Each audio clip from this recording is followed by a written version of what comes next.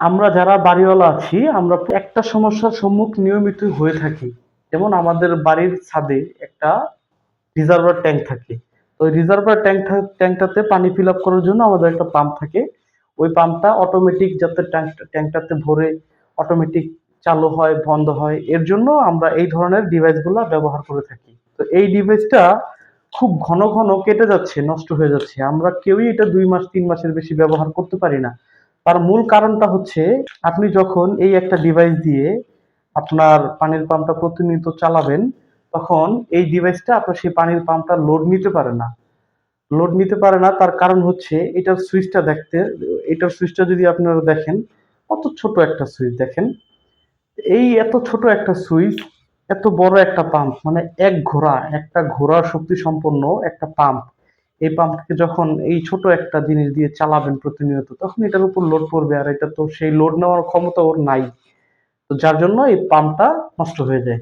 তো আজকে আপনাদেরকে দেখাবো এটা খুলে আসলে এটা সুইচটা কতটুকু, এটার ভিতরের মেকানিজমটা, এটা কেন ঘন ঘন নষ্ট হয়ে যায়, এই জিনিসটাই আজকে আপনারা জানতে পারবেন আমাদের ভিডিওর মাধ্যমে। তো চলেন আমি আপনাদেরকে আজকে দেখাই এই যে ফ্লোট সুইচটা আছে, এটা কিভাবে কাজ করে আর এটা কতটুকু লোড নিতে সক্ষম। এটাকে আমি গ্রাইন্ডিং মেশিন দিয়ে কাটবো। তো দেখেন লাইভেই কাটছি। আমি গ্রাইন্ডিং মেশিনটা চালু করলাম, আর একটু কাটা লাগবে।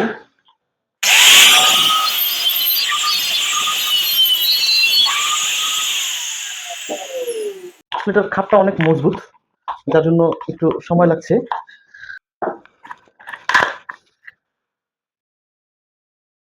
দেখেন ভিতরে একটা বল দেখা যাচ্ছে। এই বলটাই মূলত দেখেন ভিতরে একটা বল দেখা যাচ্ছে। এই বলটাই মূলত আপনার সুইচিং এর কাজ করে। এই দেখেন, এই যে আমি পুরো জিনিসটা ভাঙলাম, দেখেন ভাঙার পরে এই যে ভিতরে একটা সুইচ, কি ছোট একটা সুইচ। সুইচটা অবশ্যই আপনারা দেখতে পারতেছেন, খুব সামান্য ছোট একটা সুইচ। আর এই একটা স্টিলের বল, এই বলটার মাধ্যমে এই যে সুইচটার মধ্যে দেখেন এখানে একটা বাটন আছে। এই বলটা যখন এমন ভরে যায়, তখন এই বাটনটা এভাবে চাপ দিয়ে থাকে।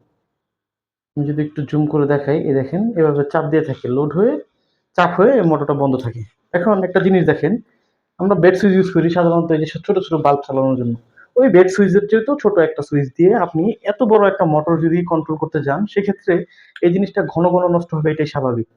আজকে আমি আপনাদেরকে এই জিনিসটা পুরো খুলে এটার পুরো মেকানিজমটাই দেখাতে চেষ্টা করলাম, হয়তো আপনারা বুঝতে পারছেন। তো চলুন দেখি আমাদের এই প্রোডাক্টটা কিভাবে কাজ করে। দেখতে পাচ্ছেন যে আমাদের এই সুইচটা পজিশন হয় দুই রকম। ট্যাঙ্কের মতো যখন থাকে এটা সেট আপ করা, তখন এই যে খারাপ পজিশনটা, এটা হচ্ছে ভাসমান পজিশন। আপনার পানিটা যখন আস্তে আস্তে ফুরিয়ে যাবে, তখন এরকম কাজ হতে হতে হতে হতে একসময় এভাবে ছেড়ে দিবে। দিলে তখন এই যে সুইচটা অন হয়ে যাবে। দেখেন সুইচটা এখন অন পজিশনে আছে।